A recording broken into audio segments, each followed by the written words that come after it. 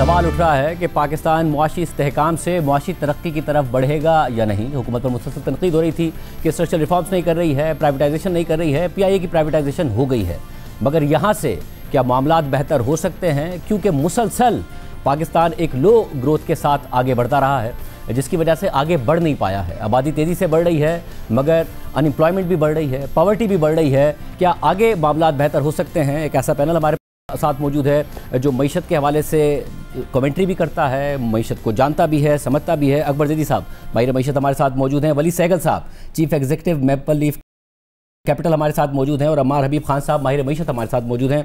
आप तीनों का बहुत शुक्रिया। अकबर जी साहब, सबसे पहले आपसे, आपने एक आर्टिकल भी लिखा इन डिक्लाइन, जिसमें आपने बड़ी तफसील से बात की कि पाकिस्तान कैसे मुसलसल ह्यूमन और सोशल डेवलपमेंट में नीचे जाता रहा है। आबादी ज़्यादा तेज़ी से बढ़ रही है 2.6% से, मगर मईशत उस हिसाब से तरक्की नहीं कर रही है, और ये रिफ्लेक्ट कर रहा है हर शोबे में पाकिस्तान में। आगे की भी कोई बहुत आप पर उम्मीद नहीं नज़र आए मुझे आर्टिकल में। हुकूमत दावेदार है कि हम स्टेबलाइजेशन लेकर आए हैं, कुछ रिजर्व्स हमने बिल्ड किए हैं, हम कोशिश करेंगे कि हम 27वें IMF प्रोग्राम में ना जाएं, उस सब पर बात करेंगे। बट आपको कोई उम्मीद नज़र आ रही है या नहीं आ रही? बिल्कुल, और ऐसी, क्योंकि आपको पता है कि अगर आप अखबार में एक आर्टिकल लिखते हैं कि उसमें जगह महदूद होती है, ऐसे और भी आदाद व शुमार थे जो बहुत सारे दिए जा सकते थे, जो इस चीज़ को एक्सपैंड करते, बताते कि कहाँ कहाँ हमारे एक्सपोर्ट्स जो हैं वो हमारी GDP के मेयार से कम होती जा रही है, वगैरह बहुत सारी चीज़ें। तो ये पिछले 15, 20, 30 साल का एक ट्रेंड है, और ये तेज़ी से बढ़ रहा है। जैसे आपने भी बताया, आबादी 2.6% है, जबकि पिछले 3 साल में हमारी जो शरह नमू है, GDP ग्रोथ, वो 1.7% हुई है। तो आप खुद सोचें, आबादी तकरीबन दुगनी बढ़ रही है और हमारी मईशत गिर रही है।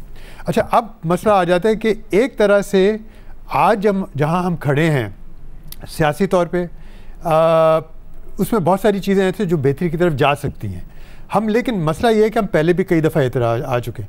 हर 4-5 साल के बाद हमें सेम पेज की कहानी दी जाती है कि भाई मुख्तलिफ़ ताकतें, मुख्तलिफ़ इदारे एक साथ काम कर रहे हैं, चलें, बहुत ज़रूरी है पाकिस्तान को आगे ले जाने के लिए। आज भी हम ये सुन रहे हैं, तो ये कोई नई कहानी नहीं है ये, क्योंकि इसमें कोई ख़ास पॉलिटिकल पार्टी भी शामिल नहीं है, सारी शामिल है, ठीक है। और ऐसी भी मार्शल लॉ भी शामिल है जो आया था मुशर्रफ के दौर से, कम से कम हम देखते आ रहे हैं। तो एक ज़वाल पजीर हमारी मईशत चली आ रही है। और आपने जो बात की ना, वो ज़्यादा अहम है कि चलें हम GDP एक साल 5% हो गया, लेकिन उसका जो असर जो है वो तरक्की पे नहीं हो रहा, ह्यूमन कैपिटल पे नहीं हो रहा। हमारे बच्चे जो हैं स्कूल में नहीं जा रहे, 40% बच्चे अभी तक स्टंटेड हैं। आप खुद सोचें, हर शोबे में एक बहुत बड़ी खामी है। अच्छा, अब क्या बेहतर हो सकता है? हम तो हमेशा चाहते हैं, हमारी कोशिश ये होती है, हम तनकीद ज़रूर करते हैं, सारे जो इक़्तिसादी माहिरीन होते हैं, लेकिन वो ये भी कहते हैं आप 3-4 चीज़ों के बारे में सोचें। मुझे ये लगता है कि एक जो अब एक ये सियासी मसला पैदा हो गया, वो ये हो गया कि अगर इस हुकूमत को पता है कि 3 साल के बाद ये दोबारा आएंगे, ठीक है, अपोजिशन ख़त्म होगी, आपने 64 साल के लिए जेल भेज दिया, जिस तरह भी आपने जो भी इंतज़ाम किए, तो अब क्या ये काम करेंगे? क्या रिफॉर्म्स होंगे या नहीं होंगे? अब जहाँ अपोजिशन होती है ना, जहाँ पे एक कंपटीशन चल रहा होता है कि भाई आप अगर रिफॉर्म नहीं करेंगे, लोग हमें वोट देंगे या जो कोई भी तरीका है इस मुल्क में, वो उस तरह की हुकूमत आएगी। अब तो कोई अपोजिशन नहीं है, तो मुझे थोड़ा सा ये मौका बहुत अच्छा है कि मुख्तलिफ़ क़ुव्वतें एक साथ हैं और वो समझती हैं कि मुल्क को आगे लेके जाना है। और ये देखें, आप और मैं 20 साल से ये इस तरह की चीज़ें सुनते आए कि ये आखिरी प्रोग्राम है। नवाज शरीफ की पता नहीं कौन सी हुकूमत थी, उसमें भी मैंने कशकोल तोड़ दिया, नहीं जाएंगे। 24 प्रोग्राम हुए, 25वीं भी आएगा, 26वां भी आएगा, इसमें कोई रिफॉर्म्स नज़र नहीं आ रहे। असल में मसला ये है कि अगर हुकूमत चाहती और करती कि भाई अब हम अगले 2-3 साल में ये 4-5 चीज़ें करेंगे, कुछ नहीं नज़र आ रहा। तो जो PIA की प्राइवेटाइजेशन है, आप इसको भी आगाज़ के तौर पर देख रहे हैं? आपके ख्याल में ये भी एक आगाज़ नहीं है? नहीं, एक इब्तदा है, आगाज़ या इब्तदा है कि ये कितने आगे जाती है, इसका क्या अमल होता है, कितना साफ़ होता है, शफाफ होता है। मेरा ख्याल है बेहतरी की तरफ जाएगा, कम से कम ये। अब ये लोगों की छांटी होती है क्या होता है, वो अलग मसाइल है, लेकिन PIA तो बहुत छोटी सी चीज़ है, अभी ना होने के बराबर। जो मईशत के मसाइल हैं, PIA से ख़वातीन की सूरत हाल बेहतर नहीं हो जाएगी, स्टंटिंग कम नहीं हो जाएगी। हम जो है हर साल ह्यूमन डेवलपमेंट इंडेक्स पे गिरते जा रहे हैं, अब PIA से बेहतर नहीं होगा। और आप और चीज़ें भी, स्टील मिल भी प्राइवेटाइज करते हैं, बेहतर नहीं होगा। इसके लिए आपको तो और ठोस चीज़ें ना, ये अब बड़े खुश होंगे, कई महीने तक कहेंगे PIA प्राइवेटाइज होगी, लेकिन और क्या किया? तो ये शुरू करें, बेहतर काम करें, लेकिन नज़र नहीं आ रहा। और वली सहगल साहब आप बताइएगा, ज़ाहिर एक तरफ ये आदाद-ओ-शुमार हैं, ये मुआशी तरक्की है पिछले सालों की जो कि रिफ्लेक्ट होती है पाकिस्तान के, चाहे सोशल इंडिकेटर्स हों, इकनॉमिक इंडिकेटर्स हों, उस तरफ। दूसरी तरफ हमें नज़र आता है कि पाकिस्तान में कुछ बिजनेसेस ने ग्रो भी किया है, इन्वेस्टमेंट टू जीडीपी ओवरऑल नीचे जा रहा है, मगर कुछ बिजनेसेस ने अच्छा भी परफॉर्म किया। दो ग्रुप्स हैं, वो पीआईए की प्राइवेटाइजेशन में हिस्सा लेते हैं, दोनों की कंबाइंड बिड तकरीबन $1 बिलियन के आसपास है। आपका अपना ग्रुप एसेट मैनेजमेंट में भी है, हॉस्पिटल बिजनेस में भी है, आप रिसेंटली एक और सीमेंट प्लांट भी एक्वायर कर रहे हैं। तो मईशत ओवरऑल बेहतर हो रही है, सिर्फ चंद सरमायाकारों के लिए बेहतर हो रही है, कोई उम्मीद है, नहीं है? देखिए जी, मैं तो थोड़ा सा डिफर करूंगा। मैं तो काफ़ी ज़्यादा पुरुम्मीद हूँ कि पाकिस्तान की माशी तरक्की की अब हम एक आगाज़ दोबारा से कर रहे हैं। कोई मुल्क जो है वो इतना सिवियर स्टेबलाइजेशन प्रोग्राम करने के बाद फॉरेन ग्रोथ की तरफ थोड़ा टाइम लगता है और हमें थोड़ी सी पेशेंस का मुजाहरा करना चाहिए। हमारे जो इश्यूज हैं वो सबको पता है, उस पर बहुत डिबेट हो चुकी हुई है और वो बेसिकली ज़्यादातर इसलिए एग्जिस्ट करते हैं बिकॉज हम रिफॉर्म प्रोग्राम जो है हम रिफॉर्म प्रोग्राम की तरफ शुरू होते हैं और फिर हम बिकॉज ऑफ पॉलिटिकल रीजंस हम उसको गिव अप कर देते हैं। मुशर्रफ साहब के टाइम पे कुछ अच्छी चीज़ें हुई, पीपल्स पार्टी की गवर्नमेंट आई, उन्होंने कुछ अच्छी चीज़ें की, नवाज शरीफ साहब की गवर्नमेंट आई, उन्होंने कुछ अच्छी चीज़ें की और फिर हम चीज़ें गिव अप कर देते हैं। और फिर ऑब्वियसली जो पीटीआई के आखिरी साल में जो हुआ था वो तो एक शायद कभी भी पाकिस्तान की मईशत के साथ ये नहीं हो चुका जो उन्होंने किया था।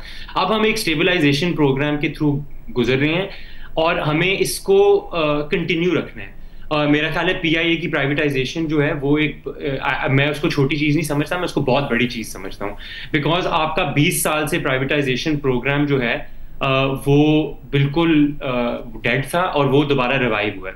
और अगर आप पाकिस्तान की प्राइवेटाइजेशन, लोग बार बार बात करते हैं के इलेक्ट्रिक की, अगर आप पाकिस्तान के प्राइवेटाइजेशन प्रोग्राम की हिस्ट्री देखें तो इट्स एक्चुअली एक्सीलेंट। जो बैंकिंग सेक्टर में हुआ है, जो सीमेंट सेक्टर में हुआ है, जो फर्टिलाइजर सेक्टर में हुआ है, जो टेलीकॉम सेक्टर में हुआ है, the history of Pakistan privatisation programme और जो उसको गवर्नमेंट ने उससे रेवेन्यूज गेन किए हैं, जो उसके अंदर इन्वेस्टमेंट हुई है, जो एम्प्लॉयमेंट जनरेट हुई है, इट्स एक्चुअली एक्सीलेंट। और मेरा ख्याल है पीआईए का भी जो एक बहुत क्रेडिबल ग्रुप ऑफ कंपनीज है जिन्होंने पीआईए को टेक ओवर किया है, I think it's a very good start. और आप देखेंगे कि जब डिस्कोस की बारी आएगी और सुई कंपनीज भी, उस दिन आपके ही प्रोग्राम पे मिनिस्टर साहब ने बात की है कि मैं सुई कंपनीज को भी करूंगा प्राइवेटाइज और मैं ज़राई तरक्याती बैंक को भी करूंगा। द कंपटीशन विल बी, मेरा ख्याल है कि लोगों की सोच से बड़ी कंपटीशन होगी इन एसेट्स के लिए। और हमने ये देखा है कि जब पाकिस्तान का प्राइवेट सेक्टर आता है इन गवर्नमेंट सेक्टर्स के अंदर, ओवरऑल इंप्रूवमेंट आती है। और ये देखें बहुत बड़ी फिस्कल स्पेस खोलेगी। तो ये जो बातें हैं ना सारी के हमारी एक्सपोर्ट जो है वो लैग कर रही है because we have not spent enough money on education for the last 60 years। That is because हमारे पास फिस्कल स्पेस नहीं होती। हमारी स्टंटिंग के भी इश्यूज इसीलिए बिकॉज हमारे पास फिस्कल स्पेस नहीं होती लोगों की हेल्थ और एजुकेशन पे खर्च करने के लिए। और जब तक वो तब तक नहीं पैदा होगी जब तक हम ये जो वाइट एलिफेंट्स हमने पाले हुए हैं और जो इनमें हम लॉसेस करते हैं हर साल, इनको हम पूरा नहीं करेंगे। सो all of this is inter related. ये जो हम बार बार अपने हमसाय मुल्क की बात करते हैं कि जी इंडिया में ये हो गया, इंडिया में हो गया।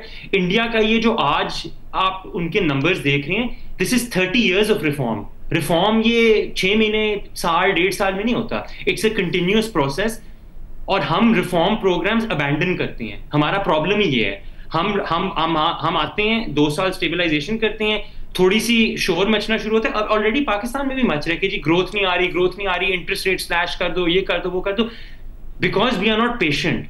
इंडिया ने एक पेशेंट से 30 साल लगा के बार बार सक्सेसिव गवर्नमेंट्स ने आके उन्हीं पॉलिसीज के एक तसलसल रहा है और इसलिए उनको जो उसके the fruits of the labour आज मिलना शुरू हुए हैं। सो तसलसल बहुत जरूरी है और ये जिस पाथ पे हम चल रहे हैं इस पे ये एक मुश्किल पाथ है।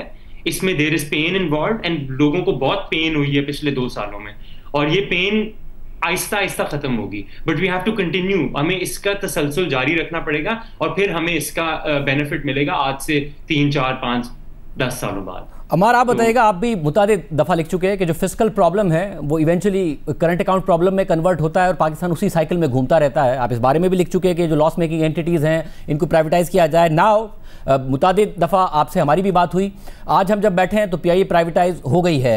आपको लग रहा है कहीं ना कहीं कुछ उम्मीद है, या फिर जिस तरीके से मामला चल रहे हैं हम उसी साइकिल में घूम रहे हैं और दोबारा इसी साइकिल में फंसे हुए होंगे?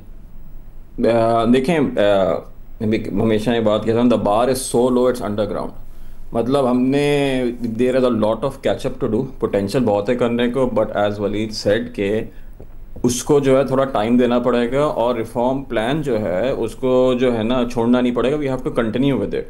जहाँ तक फिजिकल स्पेस की बात है, that is a massive issue और that can be largely link to overall NFC की जो स्ट्रक्चरिंग है वो किस तरह हो रही है कि अगर what ever the federal collect, जो भी फेडरल कलेक्ट करती है उसका 55% सूबों के पास चला जाता है और 45% सारा वो काम करना है। तो इसमें इसेंशली आप ये कह रहे हो कि हर साल कुछ भी होता रहे, टैक्स रेट बढ़ता ही रहेगा। जब तक ये स्ट्रक्चर रहेगा टैक्स आपका कम नहीं होगा, और जब तक टैक्स कम नहीं होगा, जो कॉर्पोरेट टैक्स रेट है, जो इनकम टैक्स है वो कम नहीं होगा, जो प्राइवेट इदारे हैं उनके पास कोई इंसेंटिव नहीं होगा कि वो किसी भी किस्म की नई सरमायाकारी करें। तो ये फिस्कल प्रॉब्लम को सॉल्व करना सबसे पहले ही हमारे यहाँ होता ही है कि फेडरल लेवल पे जो है हम एक कॉन्ट्रैक्शनल फिस्कल पॉलिसी चला रहे होते हैं, प्रोविंस लेवल पे एक फ्री फंड होता है।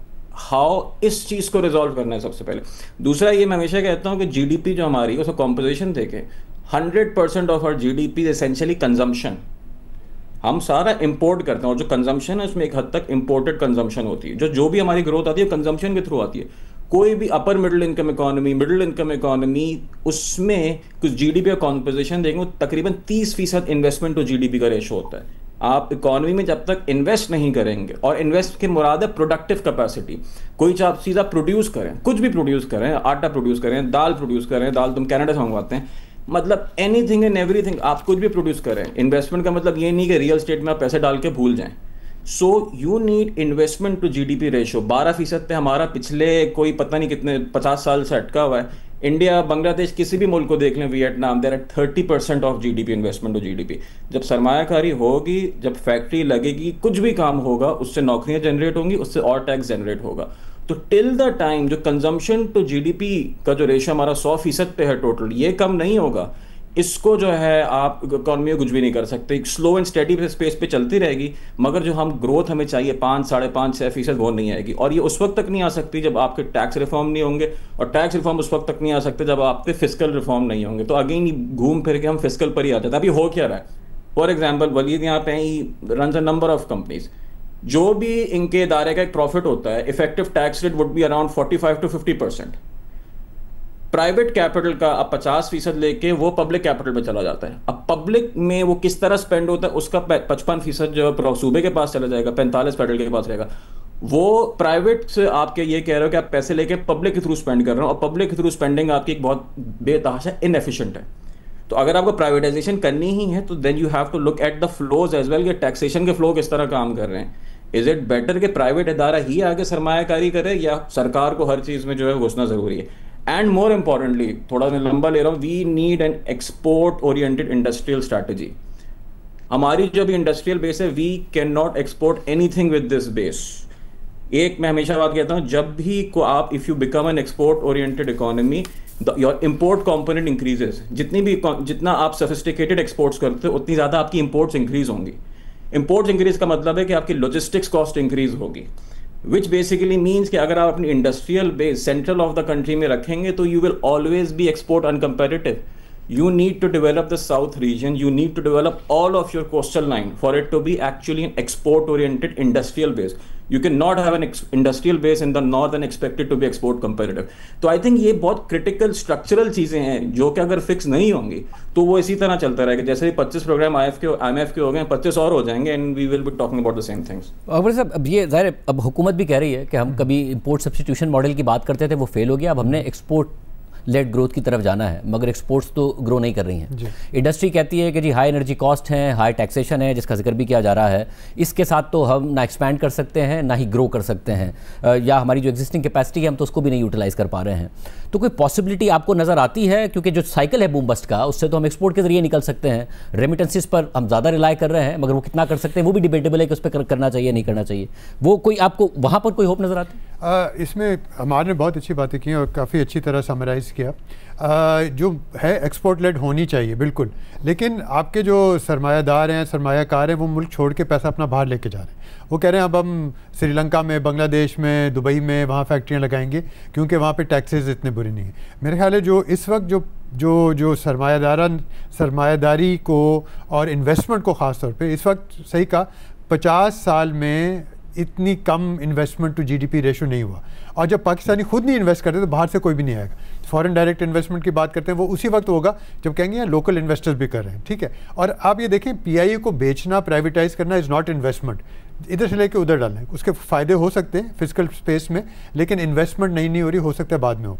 अब आप ये देखें कि अगर आपने एक्सपोर्ट्स बढ़ाने हैं, जो लोग एक्सपोर्ट करना चाह रहे हैं उन पे आप इतना टैक्स लगा रहे हैं, वो कह रहे हैं छोड़ो, कोई ज़रूरत नहीं है, बस ऐसे ही है, चलने दो। एक तो मेरा ख्याल ही है। दूसरे, आपके जो यूटिलिटीज़, इलेक्ट्रिसिटी के चार्जेस हैं वो बहुत ज़्यादा हैं, और कोई ऐसा कोई प्रोग्राम नहीं नज़र आ रहा, कोई कोशिश नहीं नज़र आ रही। इस वक्त जो सबसे ज़्यादा तेज़ी से जो हमारे एक्सपोर्ट्स बढ़ रहे हैं वो है आईटी के एक्सपोर्ट्स। ये हैरत अंगेज़ बात है कि हम एक बिल्कुल कपास से और कॉटन से और टेक्सटाइल से और गारमेंट से अब एक नई जगह चले गए, जो बहुत अच्छा ट्रेंड है। लेकिन क्या हमारे पास ऐसी यूनिवर्सिटीज़ हैं, क्या हम ऐसे स्किल्स पैदा कर रहे हैं? आप यूनिवर्सिटीज़ का हाल देखें, वो अच्छा नहीं है। हाई टेक जो हमारी यूनिवर्सिटीज़ हैं, कंप्यूटर साइंस वगैरह, वो एक लेवल पे आके फंस गई हैं। तो ये एक्सपोर्ट कहाँ से आएगी? खुद आईटी सेक्टर के लोग कहते हैं कि हमें अच्छा ह्यूमन रिसोर्स नहीं मिल पाता, नहीं मिल पाता। और अब देखें, अब एआई की तरफ जिस तरह दुनिया जा रही है, और अब वो कंप्यूटर साइंटिस्ट आपको नहीं चाहिए, अब आपको और किस्म के लोग चाहिए जो शायद हम स्किल्स नहीं दे पा रहे, तो वहाँ से भी हम पीछे जा रहे हैं। तो सवाल ये बनता है, व्हाट इज़ द स्ट्रैटेजी? क्या करना चाहते हैं, क्या एक्सपोर्ट करेंगे? भाई आपके गारमेंट्स नहीं खरीदेंगे, वो वियतनाम वाली और वो बांग्लादेश वाली और श्रीलंका वाले ज़्यादा बेहतर है, ज़्यादा सस्ती है। आप कॉटन इंपोर्ट कर रहे हैं, 5 मिलियन बेल्स, 6 मिलियन बेल्स, जहाँ 17 मिलियन बेल्स होती थी। ये एक तरह से अच्छा भी है क्योंकि आप बेहतर कॉटन इंपोर्ट कर सकते हैं, आपकी एक्सपोर्ट। लेकिन अब ये आप देखें कि हमारी टेक्सटाइल मिल्स बंद हो रही हैं, हमारी कॉटन यार्न की मिल्स बंद हो रही हैं, तो हम एक्सपोर्ट क्या करेंगे? ह्यूमन कैपिटल, लोगों को दुबई भेज दें। 10 लाख लोग जा रहे हैं हर साल, रेमिटेंसेस भेज रहे हैं, लेकिन वो हल नहीं है। एक तो पढ़े लिखे लोग भी जा रहे हैं, क्या उनको इधर होना चाहिए, कुछ मुल्क में की मईशत में, बिजनेस सेक्टर में काम करना चाहिए? तो ये इनको चाहिए कि ठीक है एक्सपोर्ट लेड हो, क्या एक्सपोर्ट लेड हो, किस तरह करेंगे, जो उनकी जो रुकावटें हैं उसको किस तरह दूर करेंगे, ये पहले तय करें। वलीद, जो पहला सवाल था उसी में ये बात ऐड करते हुए जो अकबर साहब कर रहे हैं कि कुछ ज़ाहिर नज़र आता है कि कुछ ग्रुप्स ने काफ़ी प्रॉफिट भी किया है और वो बहुत ज़्यादा एक्विजिशंस भी कर रहे हैं, जिसमें आपका ग्रुप भी शामिल है, but at the same time 50 साल का लोवेस्ट इन्वेस्टमेंट टू जीडीपी है हमारा। इसका मतलब है कि उस तरीके से मईशत में इन्वेस्टमेंट नहीं हो रही, इन्वेस्टमेंट टू जीडीपी नहीं होगा तो जीडीपी की ग्रोथ नहीं होगी। फिर साथ में हमें वो टैक्सेशन का मसला, एनर्जी कॉस्ट का मसला, एक्सपोर्ट ना ग्रो होने का मसला, हालांकि हुकूमत एक्सपोर्ट लेड ग्रोथ की बात करती है, तो निकले कैसे इस साइकिल से? देखिए, हम बहुत ज़्यादा वी आर डिस्कसिंग बहुत चीज़ें एक वक्त पे। मैं एक तो अमार का एक बहुत इंपॉर्टेंट पॉइंट है ऑन द फिस्कल साइड, एक मैं पॉइंट उस पर ऐड करना चाहूँगा। देखें, इंडिया के अंदर जो बहुत बड़ा फ़र्क है ना ऑन द फिस्कल साइड, वो ये है कि उनका जो अगर tax to GDP is about 18%, उनका तकरीबन 7% सूबे कलेक्ट करते हैं। हमारे सूबों का तो हमारा किसी सूबे का चीफ मिनिस्टर पाकिस्तान में होना is the world's best job. आपकी कोई रेवेन्यू की रिस्पॉन्सिबिलिटी नहीं है, बस खर्चा करें, और इट्स अ जबरदस्त किस्म की जॉब है। प्राइम मिनिस्टर से बेहतर जॉब तो चीफ मिनिस्टर होना है, बिकॉज रिस्पॉन्सिबिलिटी ना होने के बराबर है, और प्रोजेक्ट्स पे प्रोजेक्ट्स आप कर सकते हो। तो इसको ये जो है हमारा जो टैक्स टू जीडीपी है ऑलमोस्ट 12% है, हमारे सूबे सिर्फ 1% कलेक्ट करते हैं। तो इसको करेक्ट करने की बहुत बड़ी जरूरत है इस मुल्क में। अब एक्सपोर्ट की जहां तक बात है, देखिए एक चीज मैं जरा I just want to clarify this, Pakistan के जो मेजर एक्सपोर्ट ग्रुप्स हैं, कोई भी पाकिस्तान छोड़ के और मुल्कों में फैक्ट्रियां नहीं लगाना प्लीज। ये बहुत बड़ा मिसनोमर है। 1, 2, 4 लोगों ने लगाई होंगी फैक्ट्रियां छोटी छोटी, मेजॉरिटी उनकी प्रोडक्शन जो है वो पाकिस्तान के अंदर है। तो ये कहना कि जी पाकिस्तान लोग छोड़ के ग्रुप्स पाकिस्तान छोड़ रहे हैं और वो और मुल्कों में जाके कंपनियां लगा रहे हैं, पहली बात है पाकिस्तान से कैपिटल ले जाना और कंपनियां लगाना तो वर्चुअली इम्पॉसिबल है। तो दिस इज जब एप्टमा कहती है कि हमारे 100 से ऊपर यूनिट्स बंद हो गए, जो चल रहे हैं वो भी बहुत कम कैपेसिटी पर चल रहे हैं, वो सही कहते हैं। उसके दो रीजन हैं। एक तो जो टैरिफ्स की वजह से बहुत ज़्यादा, बिकॉज टैरिफ्स की एंटिसिपेशन थी तो बहुत ज़्यादा इंपोर्ट्स यूएस के अंदर इंक्रीज हुई थी in anticipation of the tariffs. There is too much supply in the US, तो उसको अब टेपर ऑफ होने में थोड़ा सा टाइम लगेगा। दूसरा, कॉस्ट ऑफ डूइंग बिजनेस जो अकबर साहब ने बात की वो बिल्कुल सही बात है। हमारी cost of doing business in so far as energy and productivity is concern वो बहुत रीजनली अनकम्पेटिटिव है। देखें, तीसरी बात, जहां तक टेक्सटाइल मिलों का ताल्लुक है, देखें टेक्सटाइल की चेन में बड़े प्रॉब्लम्स रहे हैं। ईएफएस का बहुत बड़ा स्कैंडल है, जो ईएफएस के अंदर माल इंपोर्ट होता था एक्सपोर्ट के लिए और लोकल मार्केट में बिकता था, उसने बहुत हैम्पर किया, वो अब इन्होंने गवर्नमेंट ने करेक्ट किया। दूसरा, जो ये कॉटन की प्रोडक्शन है, जो ऑफ द बुक्स कॉटन की सेल हो रही है और जो ऑफ द बुक सेल्स हो रही है, वो जो ऑन द बुक्स लोग हैं वो नहीं कम्पीट कर सकते उनके साथ। सो टेक्सटाइल की चेन में भी इश्यूज हैं, ऐसे नहीं है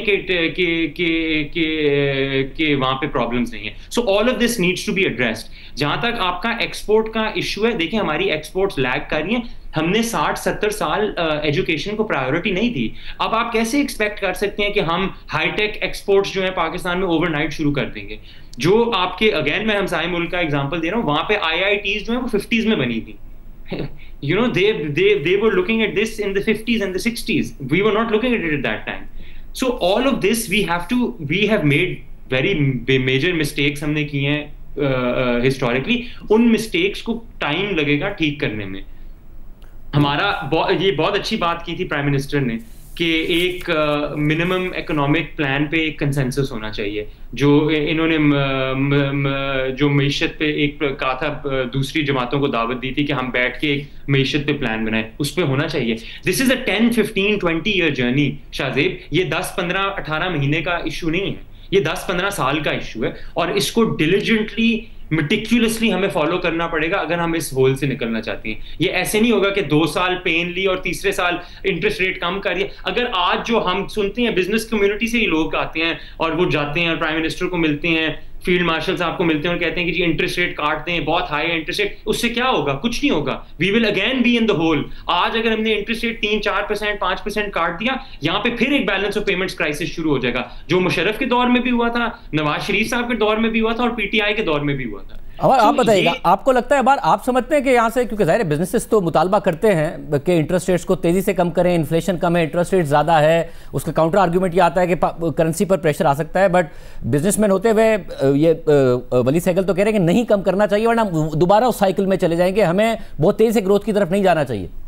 देखें, बिल्कुल भी कम नहीं करना चाहिए। मेरे ख्याल से अभी 50 बिप्स से ज़्यादा की गुंजाइश मौजूद भी नहीं है, बिकॉज हमारा जो है एज आई सेड 100% हमारी कंजम्पशन ड्रिवन इकॉनमी है और वो जो कंजम्पशन है वो इम्पोर्ट लेड है।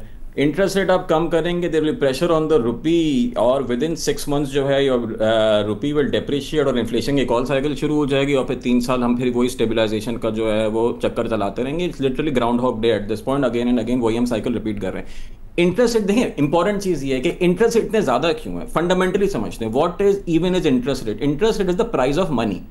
ठीक है, अगर किसी चीज की ज्यादा डिमांड होगी तो उसकी कीमत ज्यादा होगी।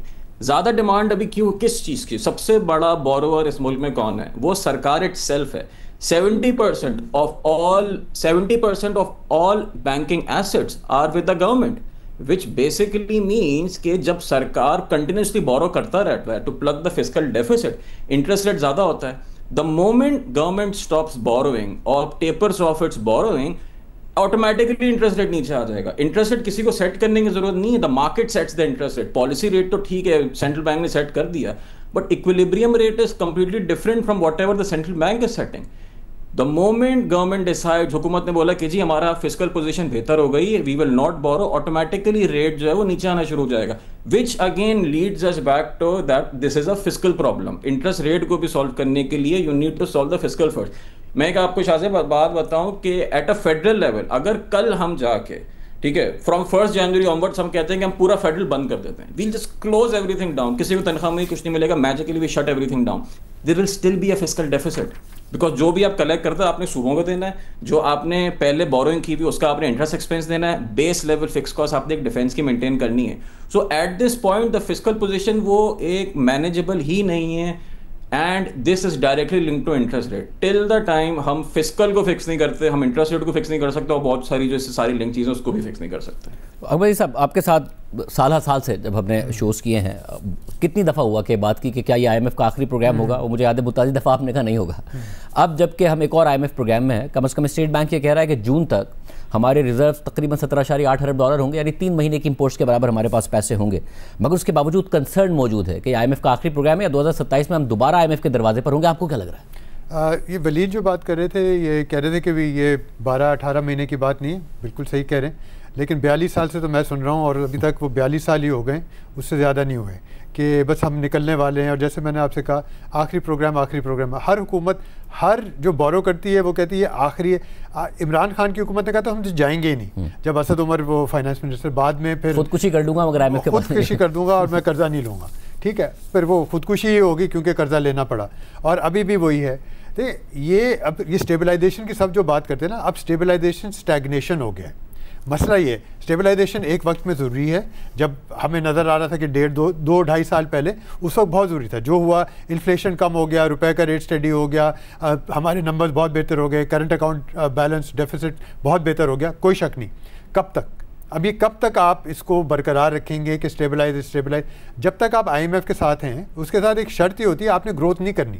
तो अगर आपने ग्रोथ नहीं करनी तो ये बाकी मसाइल हल कैसे होंगे? देखिए, ये बिजनेसमैन है, अमार जो है वो फाइनेंस और इन चीज़ों को देखते हैं, लेकिन अगर आप डेवलपमेंट के हवाले से देखें कि आप मईशत कर क्या रही है लोगों के लिए, ठीक है, ये आप पैंडा बॉन्ड्स कर दें, फला बॉन्ड्स कर दें, और ये वो बॉन्ड यूरो बॉन्ड्स कर दें, बहुत अच्छी चीज़ें आप करते रहें, फिर असल में क्या हो रहा है? तो आपके नंबर्स क्यों नीचे जा रहे हैं? क्या दिस इज सिंपली कि सब करप्ट हैं, या सिंपली के पैसे नहीं हैं? ठीक है, एक मसला ये दोनों जो बात कर रहे हैं सही करें।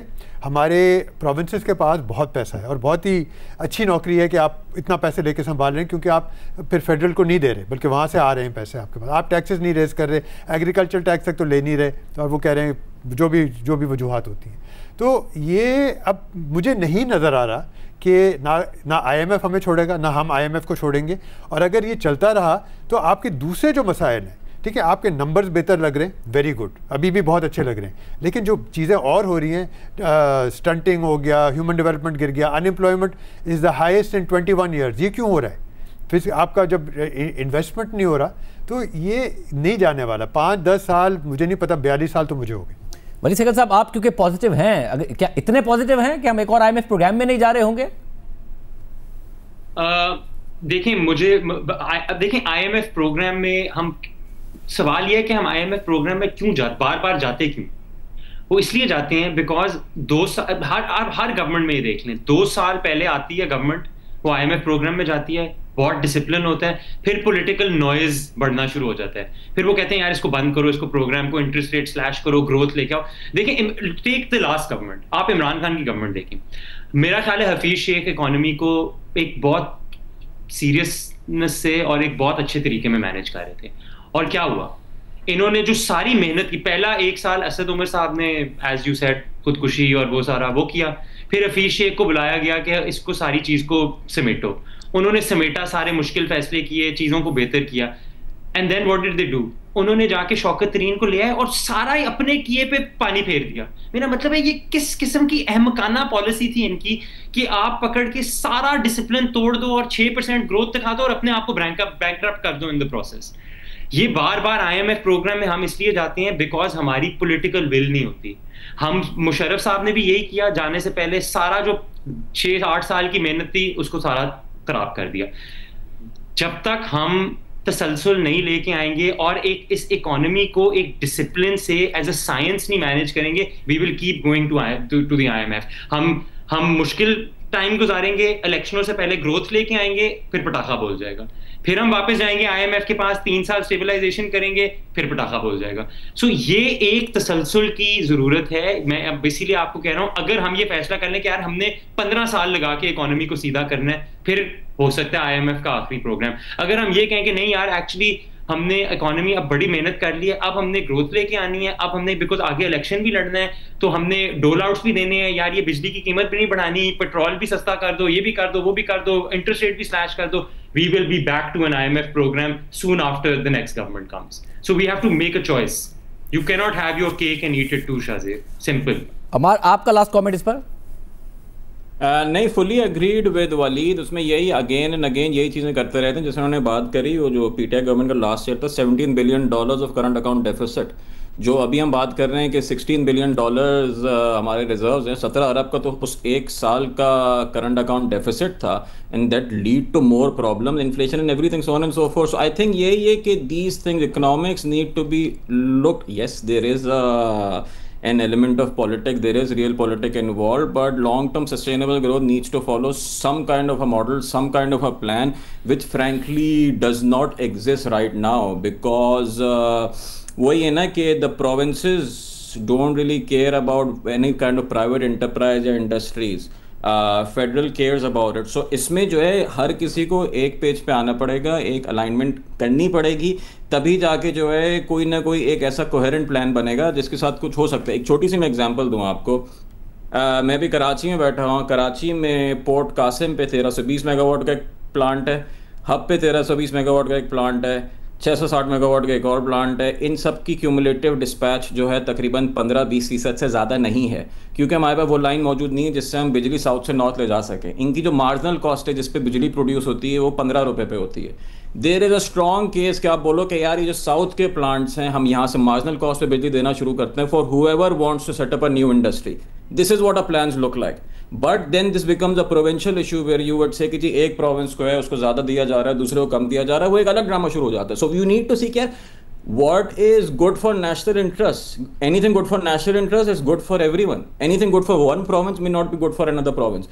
So I think ये वाली जो चीज़ है ना, you need to take interest at economic decision in pure national interest at this point, rather than trying to appease दूसरों को खुश करने के लिए कि ये province वाला खुश हो जाए, ये खुश हो जाए, so on and so forth.